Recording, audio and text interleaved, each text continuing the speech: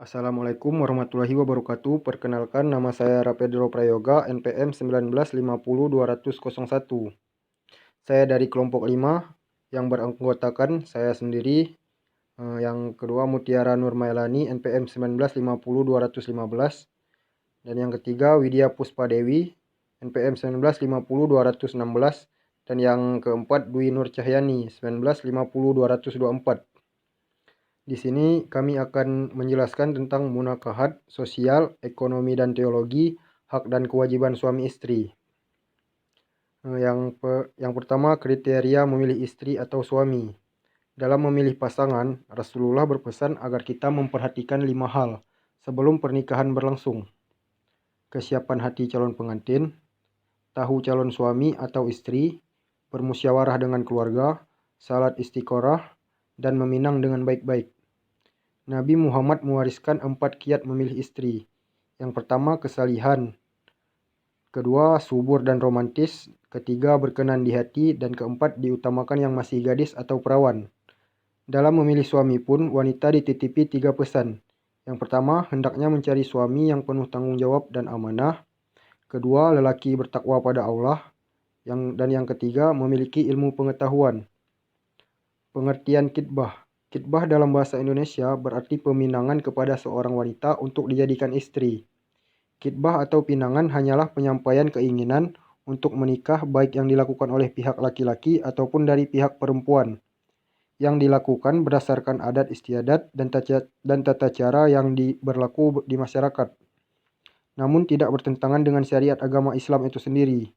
Jika keinginannya disetujui, maka kedudukan persetujuan sama dengan sebuah janji, yaitu janji untuk melangsungkan pernikahan sehingga dapat diambil pemahaman bahwa laki-laki tersebut belum halal untuk melakukan sesuatu terhadap perempuan yang dipinangnya, dan status keduanya hanyalah orang asing atau bukan mahram sampai berlangsungnya akad nikah. Cara-cara khitbah. 1. Laki-laki meminang perempuan melalui wali perempuan. Kedua, perempuan meminang laki-laki yang soleh. Ketiga, meminang yang dilakukan oleh utusan. Keempat, meminang melalui orang tua atau wali. Dan yang terakhir, khitbah dengan sindiran di masa iddah. Di sini saya akan menjelaskan tentang hukum khitbah. Memang terdapat dalam Al-Quran dan dalam banyak hadis Nabi yang membicarakan hal peminangan, atau dengan kata lain khitbah. Namun, tidak ditemukan secara jelas dan terarah adanya perintah atau larangan melakukan peminangan. Bisa disebut juga dengan khitbah, sebagaimana perintah untuk mengadakan perkawinan dengan kalimat yang jelas, baik dalam Al-Quran maupun dalam hadis Nabi. Oleh karena itu, dalam menetapkan hukumnya tidak terdapat pendapat ulama yang mewajibkannya.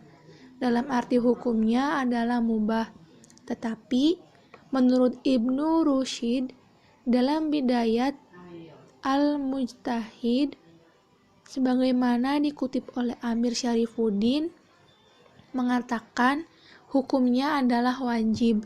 Ulama ini mendasarkan pendapatnya kepada perbuatan dan tradisi yang dilakukan Nabi dalam peminangan itu. Di sini juga saya akan menjelaskan tentang perempuan yang haram dikhitbah. Yang pertama, ada wanita berindah talak raj'i. Menurut fuqaha, sepakat keharaman meminang wanita dalam masa tunggu iddah. Talak raj'i yaitu suami bolak kembali kepada istri karena talaknya belum mencapai 3 kalinya, baik menggunakan bahasa yang tegas dan jelas maupun menggunakan bahasa samaran atau bahasa sindiran. Diharamkan bagi laki-laki lain melakukan khitbah pada wanita dalam masa iddah, karena khitbah dalam kondisi ini berarti melawan hak suami pencerai. Sang istri yang bertalak raj'i masih berstatus istri dan hak suami atas istri masih eksis selama dalam masa iddah. Yang kedua, ada wanita beriddah talak bain. Menurut para fuqaha juga sepakat bahwa tidak boleh meminang wanita dalam masa iddah talak bain kubro, atau bisa disebut juga dengan talak bain besar, yakni talak yang telah mencapai 3 kali cerai dengan kalimat yang jelas, kecuali dengan kalimat samaran atau sindiran. Menurut jumhur ulama juga memperbolehkan, sekalipun ulama Hanafiyah tidak memperbolehkannya. Dalil rasio bolehnya meminang wanita beriddah talak bain kubro, bahwa talak ini memutuskan hubungan pasangan suami istri karena ia menjadi haram. Sementara bagi suami pencerai tidak ada harapan kembali sebelum dinikahi laki-laki lain. Dan kebolehan meminang dengan sindiran hanya pada wanita masa iddah karena kematian suaminya. Sedangkan selain wanita ini tetap terlarang, dan demikian pula bagi wanita bertalak bain kubro. Yang ketiga, ada wanita beriddah talak bain sugro. Maksud wanita yang bertalak bain sugro di sini adalah wanita yang telah tercerai 2 kali dan halal bagi suami rujuk kembali dengan akad nikah dan mahar baru. Karena suami pencerai berhak kembali dengan akad dan mahar baru dan lebih utama daripada yang lain. Terlebih jika mantan pasangan suami istri itu mempunyai anak banyak. Yang ketiga, ada wanita beriddah karena khulu atau fasakh.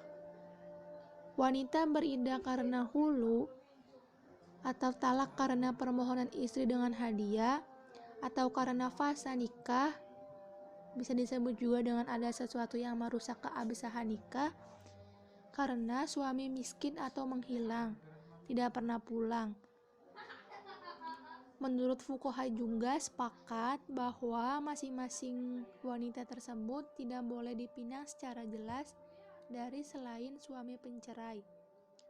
Bagi suami pencerai juga boleh saja memperjelas atau menyindir pinangan selain wanita beriddah talak bain sugro.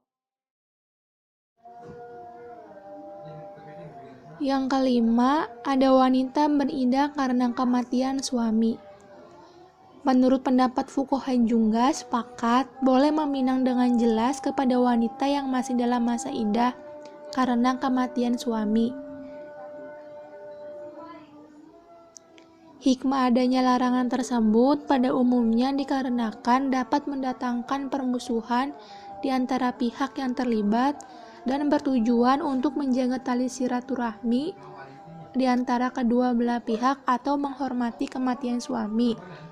Jadi, maksudnya di sini itu wanita yang beriddah karena kematian suaminya itu tidak diperbolehkan untuk meminangnya. Yang keenam, ada wanita yang sudah dihitbah atau dipinang oleh laki-laki lain. Wanita yang sudah dihitbah oleh seseorang tidak boleh dihitbah kembali oleh pria lain sebelum adanya penolakan. Seperti pada hadis Sahih Bukhari bab 16 yang isinya tidak boleh meminang wanita yang sudah dipinang oleh orang lain. Selanjutnya saya akan menjelaskan tentang pengertian nikah. Perkawinan atau pernikahan adalah fikih berbahasa Arab disebut dengan 2 kata, yaitu nikah dan zawaj. Menurut fikih juga, nikah adalah salah satu asas pokok hidup yang paling utama dalam pergaulan atau masyarakat yang sempurna. Di sini juga ada menurut Undang-Undang Nomor 1 Tahun 1974. Perkawinan adalah ikatan lahir batin antara seorang pria dengan seorang wanita sebagai suami istri dengan bertujuan membentuk keluarga atau rumah tangga yang bahagia dan kekal berdasarkan Tuhan Yang Maha Esa. Oleh karena itu juga pengertian perkawinan dalam ajaran Islam mempunyai nilai ibadah, sehingga pasal 2 kompilasi hukum Islam menegaskan bahwa perkawinan adalah akad yang sangat kuat untuk menaati perintah Allah dan melaksanakannya merupakan ibadah. Dasar hukum pernikahan dalam Islam adalah Al-Quran dan Sunnah. Yang pertama, menurut Al-Quran, ada beberapa surat dalam Al-Quran yang mengenai dasar hukum pernikahan. Ayat-ayat tersebut menjadi bukti bahwa pernikahan memiliki dasar hukum yang kuat di dalam Al-Quran. Berikut ayat-ayat tersebut. Yang pertama, ada dari Al-Quran surat An-Nisa ayat 1. Yang artinya, hai sekalian manusia, bertakwalah kepada Tuhanmu yang telah menciptakan kamu dari seorang diri. Dan daripadanya Allah menciptakan istrinya. Dan daripada keduanya Allah memperkembangbiakan laki-laki dan perempuan yang banyak. Dan bertakwalah kepada Allah yang dengan mempergunakan namanya kamu saling meminta satu sama lain. Dan perihalalah hubungan silaturahmi. Sesungguhnya Allah selalu menjaga dan mengawasi kamu. Yang kedua ada menurut Al-Quran surat An-Nur ayat 31. Artinya, dan kawinkanlah orang-orang yang sendirian di antara kamu. Orang-orang yang layak berkawin dari hamba-hamba sahayamu yang lelaki dan hamba-hamba sahayamu yang perempuan. Jika mereka miskin, Allah akan semampukan mereka dengan karunia-Nya. Dan Allah Maha Luas pemberinya lagi Maha mengetahui. Yang ketiga, ada menurut Al-Quran surat Ar-Rum ayat 21. Artinya, dan di antara tanda-tanda kekuasaannya, dialah menciptakan untukmu istri-istri dari jenismu sendiri, supaya kamu cenderung dan merasa tentram kepadanya dan dijadikannya di antaramu rasa kasih sayang. Sesungguhnya, pada yang demikian itu benar-benar terdapat tanda-tanda kaum yang berfikir. Yang kedua, hadis. Dalam hadis atau sunnah, ada beberapa yang menjadi dasar hukum pernikahan, yakni menurut H.R. Bukhari dan Muslim, wanita dinikahi karena 4 perkara, yaitu karena hartanya, keturunannya, kecantikannya, dan karena agamanya. Maka, dapatkanlah wanita yang taat beragama, niscaya kamu akan beruntung.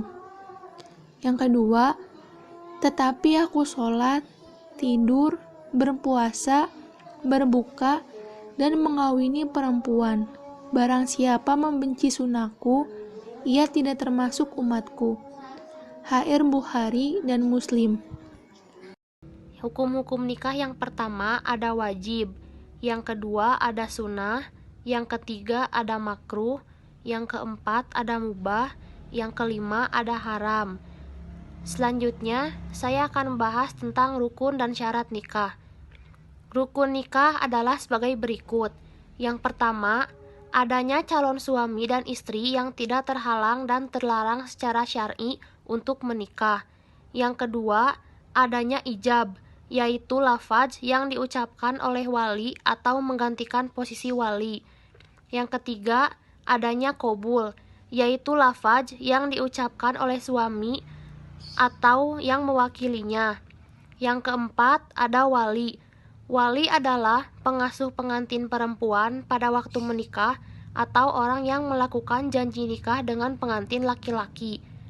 Yang terakhir ada 2 orang saksi. Selanjutnya ada syarat nikah. Adapun syarat yang harus dipenuhi oleh kedua mempelai tersebut adalah yang pertama, Syarat bagi calon mempelai pria antara lain beragama Islam, laki-laki, jelas orangnya, cakap bertindak hukum untuk hidup rumah tangga, tidak terdapat halangan perkawinan. Yang kedua, bagi calon mempelai wanita antara lain beragama Islam, perempuan, jelas orangnya, dapat dimintai persetujuan, tidak terdapat halangan perkawinan. Yang ketiga, bagi wali dari calon wanita antara lain laki-laki beragama Islam, mempunyai hak perwaliannya, tidak terdapat halangan untuk menjadi wali. Yang keempat, syarat saksi nikah antara lain minimal 2 orang saksi, menghadiri ijab qabul, dapat mengerti maksud akad, beragama Islam, dan dewasa. Yang terakhir, syarat-syarat ijab qabul yaitu: yang pertama, adanya pernyataan mengawinkan dari wali. Yang kedua, adanya pernyataan penerimaan dari calon mempelai pria. Yang ketiga, memakai kata-kata nikah atau semacamnya. Yang keempat, antara ijab dan qabul bersambungan. Yang kelima, antara ijab dan qabul jelas maksudnya. Yang keenam, orang-orang yang terkait dengan ijab tidak sedang melaksanakan ihram haji atau umroh. Yang terakhir, majelis ijab dan qabul itu harus dihadiri oleh mempelai 4 orang, minimal 4 orang, yaitu calon mempelai pria atau yang mewakilinya, wali mempelai wanita atau yang mewakilinya, dan 2 orang saksi. Selanjutnya ada macam-macam nikah. Yang pertama ada pernikahan az-zawaj al-mustahab. Yang kedua, pernikahan az-zawaj al-wajib. Yang ketiga, pernikahan az-zawaj al-makruh. Yang keempat, pernikahan az-zawaj al-mubah.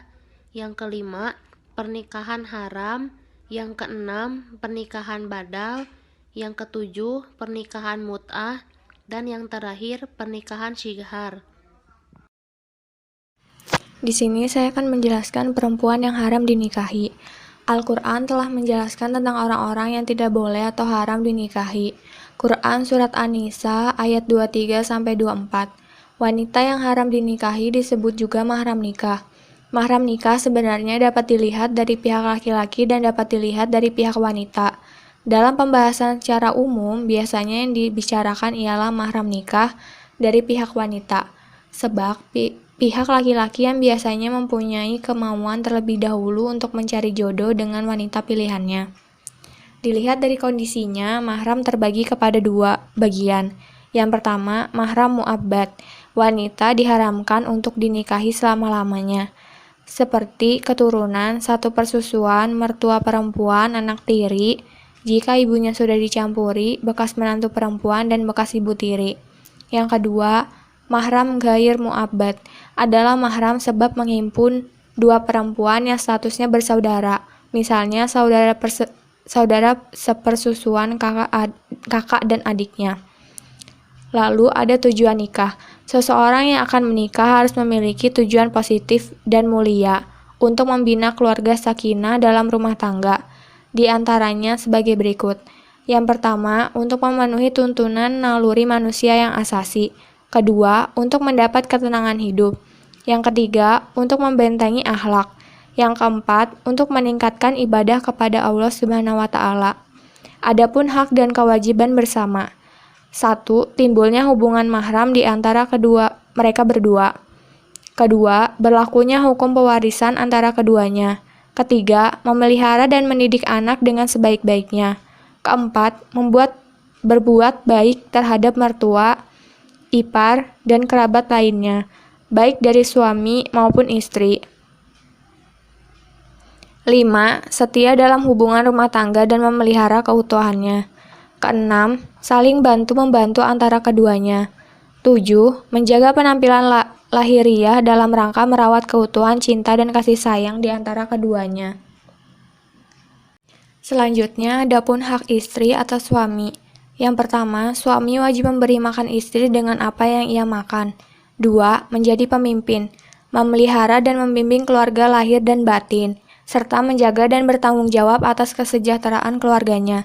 3. Memberi nafkah, pakaian, dan tempat tinggal kepada istri dan anak-anaknya sesuai dengan kemampuan yang diusahakan secara maksimal. 4.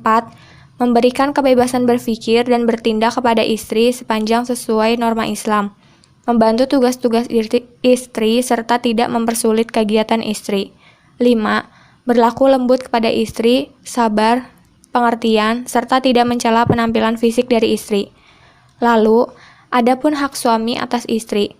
Pertama, ketaatan istri terhadap perintah suaminya. 2. Seorang istri tak boleh mengizinkan orang lain masuk ke dalam rumah suaminya kecuali atas izin suaminya.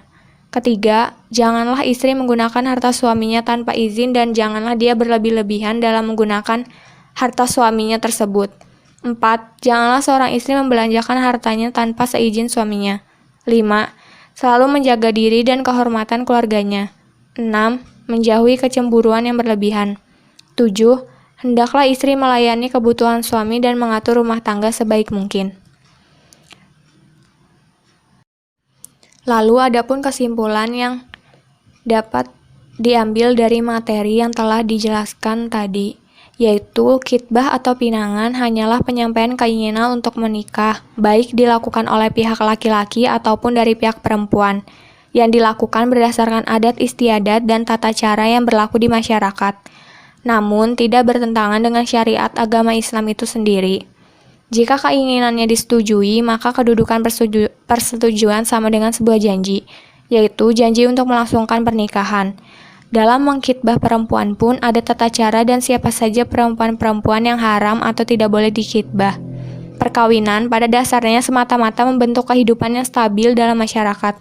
Tetapi lebih dari itu, perkawinan merupakan tata penyambung persahabatan yang teguh untuk memperkokoh hubungan silaturahmi antara kerabat suami dan kerabat istri.